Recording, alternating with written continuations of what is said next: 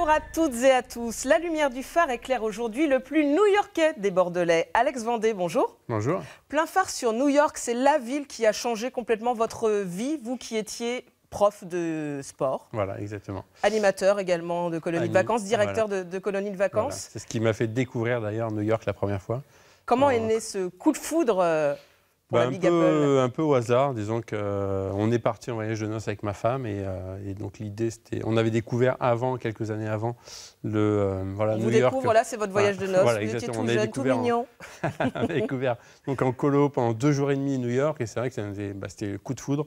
Donc on s'est dit pourquoi pas partir en voyage de noces là-bas. On est parti 1 semaine et finalement ça nous a beaucoup plu forcément comme presque tout le monde. Et au retour, je me suis dit pourquoi pas créer un blog qui permet de rassembler toutes les informations pour aider les futurs voyageurs. Parce que très clairement. C'était pas pour les futurs mariés, hein, c'était pas un blog pour organiser son voyage de noces à New York. C'était vraiment pour les futurs voyageurs, pour les francophones.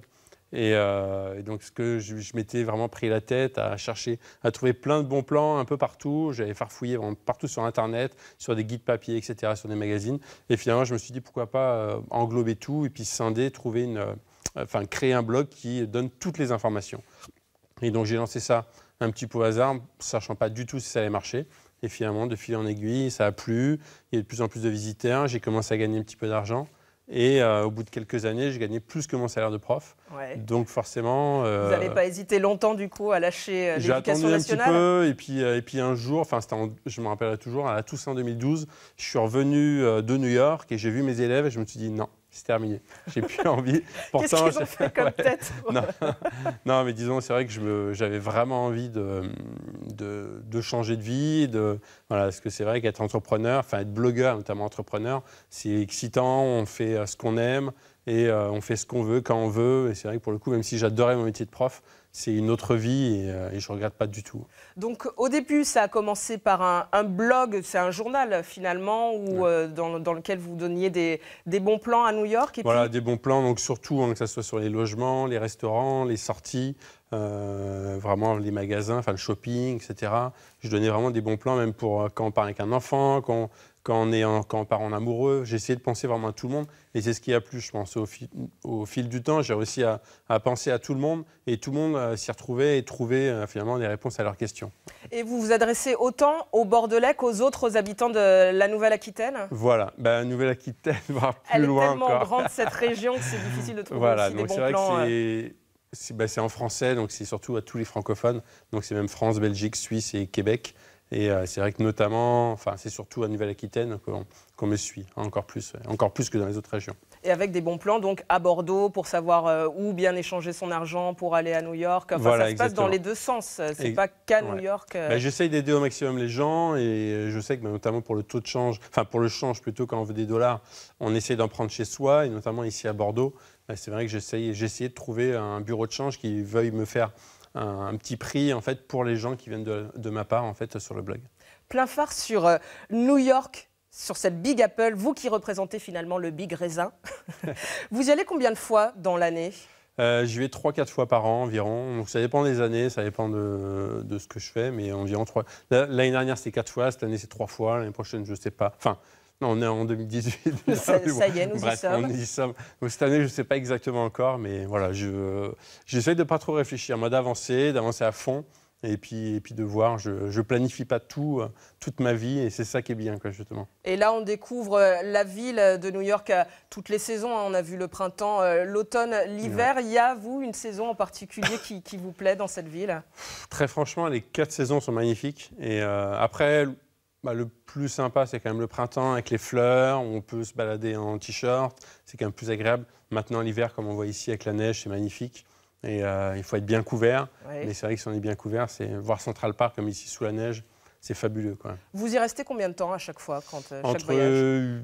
8 jours et 15 jours, à peu près. Donc, j'y vais peu finalement, parce qu'il y en a plein qui me disent « mais comment tu fais pour tenir un blog en habitant Bordeaux ?» Mais je prépare vraiment en amont mon voyage et quand j'y vais, j'ai vraiment plein de rendez-vous, plein de choses à voir. Et quand je reviens, j'ai plein d'informations à traiter et je peux restituer après sur le blog justement. Vous connaissez parfaitement la ville, maintenant elle n'a plus de secret pour vous? Non, je connais, on va dire, tous les points touristiques, Maintenant, la ville est immense. Ça fait 6 à 8 fois Paris, la ville de Paris. Donc, voilà, Paris, déjà, c'est dur de connaître toute la ville de Paris. Donc forcément, New York, c'est encore plus compliqué. Il y a toujours des zones très résidentielles qui sont peu connues, mais je commence à très bien connaître quand même. Ouais. Quels sont vos critères pour dégoter des bons plans à New York? J'essaye au fur et à mesure, j'ai de plus en plus de bons plans, donc j'essaye de penser vraiment à tout le monde, notamment les hôtels. J'essaye de pas loger toujours en appartement, de loger en hôtel, mais j'essaye de trouver des hôtels bas de gamme. J'ai testé il n'y a pas très longtemps des auberges de jeunesse. Vous êtes le premier testeur finalement. Voilà, des auberges de jeunesse. Donc je teste des fois des petits hôtels dans Chinatown, après des hôtels un peu plus huppés dans Midtown, quartier vers Times Square. Voilà, j'essaye vraiment de tester de tout. Et donc l'idée, c'est pareil pour les restaurants, de ne pas penser spécialement qu'aux gens qui veulent payer pas très cher. Il y en a qui ont un peu plus de budget, qui veulent se faire plaisir. Donc j'essaye de penser vraiment à tout le monde. C'est vraiment cette idée-là. Plein phare sur votre organisation, forcément, pour dégoter autant de bons plans. Vous n'êtes pas seul. On voit une partie une petite partie de mon équipe. De votre équipe. Comment ça s'organise tout ça? Vous êtes combien en tout? Maintenant, je commence à être beaucoup. J'ai 5 salariés en fait. Donc j'ai une entreprise basée à Bordeaux. Ouais. J'ai 5 salariés et en tout, on est 29. Après, j'ai beaucoup de freelance parce que j'ai créé pas mal de choses. D'autres blogs, également des visites guidées sur place à New York. Donc il y a des Français qui sont expatriés là-bas qui font visiter la ville, qui s'appelle New York en français. Ouais. Et voilà, donc finalement, on est 29 aujourd'hui. Donc ça commence à représenter un certain nombre. 29 ouais. Entre la France et New York. Entre France et New York, mais j'en ai, qu'on voit, il y en a 2 en photo qui sont ici, qui habitent à Sacramento en Californie. Ouais. J'en ai une qui habitait New York, qui travaille pour moi, qui habite à Bali. Donc finalement, j'en ai en France qui habite à Chambéry ou à Paris. Donc c'est assez mondial finalement. C'est l'ère d'Internet, on va dire qu'aujourd'hui, avec Internet, on peut vraiment travailler de part et d'autre de toute la planète Terre. Quoi. Avec cette expérience, vous êtes devenu bilingue? Vous parlez couramment l'anglais? Mieux qu'avant. J'avoue, quand j'étais élève, j'étais vraiment pas très bon en anglais. Et je me suis amélioré. Je prends des cours de temps en temps en anglais. Et donc, je me suis vraiment amélioré parce que c'est vrai que j'ai des rendez-vous, des fois, d'affaires aux États-Unis, enfin à New York. Et donc, quand on a un déjeuner avec 3 Américains, forcément, il faut se débrouiller. Quand on veut essayer de négocier des choses, c'est pas facile. Et donc, je me suis vraiment amélioré, forcément. Vous imaginiez vivre une vie comme ça quand vous suiviez, par exemple, vos études de sport? Non, pas du tout. C'est ça qui est génial, c'est vraiment un rêve de finalement de créer quelque chose. Un peu. Ouais, c'est ça. C'est vraiment un rêve de pouvoir créer quelque chose et de se balader, de voyager. Et c'est vrai que quand sur mes réseaux sociaux j'en parle, il y a plein de gens qui m'envient, qui sont jaloux. Mais bon, à un moment donné, tout ce que j'ai créé, finalement, j'ai créé toute pièce. Justement, j'ai passé des heures, des jours dessus. Donc, c'est pas venu non plus du fait du hasard. C'est vraiment le travail qu'il y a derrière qui a permis tout ça. Plein phare sur la diffusion de vos bons plans. Il n'y a pas que sur Internet que vous le faites. Vous consacrez également une version papier. Voilà, c'est ça. Un petit guide voilà. de New York. On vous voit. Voilà. Donc ça, c'était pour le coup, c'est la première édition. Ça, c'est la deuxième édition. Ouais. Juste il y a la couverture qui a changé, plus forcément un petit peu l'intérieur. C'est important de garder un support papier à l'heure d'Internet? Oui, parce que moi, quand je voyage, j'aime bien, j'adore avoir 2-3 guides papier, les toucher. Je trouve ça important, même si on arrive à trouver des informations sur Internet, sur des blogs, etc. Mais pour moi, le papier est quand même important et ça me tenait à cœur d'avoir mon petit guide papier en librairie. Et voilà, c'est une petite fierté d'avoir surtout qu'à l'époque, je disais qu'en anglais, je n'étais pas très fort. À l'école, je n'étais pas le meilleur du tout. Et voilà, c'est une petite revanche justement sur le passé. Et du coup, donc, il y a ce guide, il y a le site Internet, ouais. Et il y a aussi une agence de voyage. Vous avez carrément créé une agence de voyage. Ce que je disais tout à l'heure, donc New York en français, j'ai créé une agence de voyage qui permet donc de visiter un peu New York hors des sentiers battus pour visiter la ville autrement, avec des guides qui sont comme des amis en fait, qui font visiter la ville. C'est un petit groupe, un petit comité, et on visite des quartiers comme Brooklyn. Des guides qui existent, ce n'est pas une application. Voilà, donc des guides vivants. Vivants, oui. C'est des expatriés. En chair et en os. Voilà, ils ont entre 25 et 40 ans, ils font visiter la ville, donc ils ont le sourire, ils sont dynamiques, ils sont passionnés par la ville également. Et on visite des quartiers qui sont peu touristiques, donc comme Harlem, comme Brooklyn, que ce soit à pied, à vélo, et donc ça permet de découvrir la ville complètement autrement. Et c'est vraiment sympa. Et finalement, je l'ai même décliné là, très récemment, il y a quelques semaines, sur Miami, sur San Francisco, parce que New York en français, ça a 2 ans.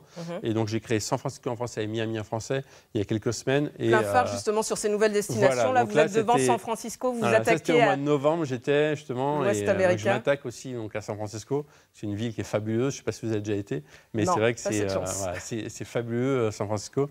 Et voilà, du fait que ça marche, New York français, je me dis pourquoi pas. Encore une fois, voilà, je planifie rien, j'essaye d'avancer à fond, les gens me suivent, enfin, les gens apprécient ce que je fais, donc j'essaye de continuer en tout cas au maximum. Du coup, maintenant, vous allez autant sur la côte est que sur la côte ouest c'est le souci, des États-Unis. C'est le souci parce que voilà, j'ai un fils, j'ai envie de rester un peu à la maison également, d'être avec lui, mais cette année, en 2018, il va falloir que j'aille à la fois sur la côte ouest, à la fois en Floride, à la fois à New York, donc voilà, je serai un peu moins souvent à Bordeaux, mais bon, j'essaierai d'y être au maximum, quoi. Est-ce que vous envisagez de sortir des États-Unis ? C'est vraiment votre pays rêvé et c'est là que vous voulez rester. Oui, à terme, si, pourquoi pas. Justement, là, j'ai appelé ça Voyage en français, qui regroupe toutes mes agences. Et pourquoi pas un jour à Barcelone, à Londres, à Rome, sur d'autres villes. Pourquoi pas? Je ne sais pas, en fait. Je sais pas. Au jour d'aujourd'hui, je ne sais pas du tout. Mais pourquoi pas? Je ne m'interdis rien, en tout cas. Ou à l'échelle de la Nouvelle-Aquitaine, peut-être? Voilà, même sur Bordeaux. France. Mais peut-être pas Bordeaux en français, pour le coup, parce qu'on parle français, mais en anglais, ou pourquoi pas. Oui, surtout qu'on est à Bordeaux, donc pourquoi pas ici, sur la Nouvelle-Aquitaine. Ouais. Plein phare sur un objet que vous nous avez apporté et qui vous tient à cœur. Ouais. Forcément, ça parle de New York. Voilà, donc c'est Cette fois-ci, la version photo. C'est mon dernier petit bébé et donc l'idée c'était de regrouper en fait, c'était pas spécialement de faire un beau livre photo, mais c'est plutôt de regrouper les bons plans, enfin les lieux en fait, les meilleurs lieux pour prendre des belles photos à New York. Donc voilà, j'ai essayé de mettre en avant, enfin je sais pas si on verra à la caméra, mais que on a pu voir quelques photos de Central Park par exemple. Empire State Building, et puis des coins reculés de Brooklyn, de Queens, du Bronx. Et pour essayer de découvrir la ville un peu différemment et en photo. Parce qu'aujourd'hui, c'est vrai que tout le monde adore la photo, tout le monde a son smartphone et qui dégaine son smartphone très facilement pour prendre des photos en voyage. Et là, l'idée, c'était vraiment d'essayer de montrer New York un peu différemment, essayer de montrer New York en photo et de donner envie aux gens de se balader dans New York en faisant des belles photos, quoi. Un bon endroit pour prendre un bon selfie à New York? Sur Brooklyn Bridge Park, c'est à Brooklyn, c'est sur le port, au bord de l'eau en fait, et on a toute la skyline derrière, et là c'est juste fabuleux, c'est un endroit incontournable aujourd'hui en tout cas. Merci beaucoup Alex Vendée d'être venu mettre vos bons plans sur New York dans la lumière du phare. Merci à vous de nous avoir suivis et à bientôt. Merci.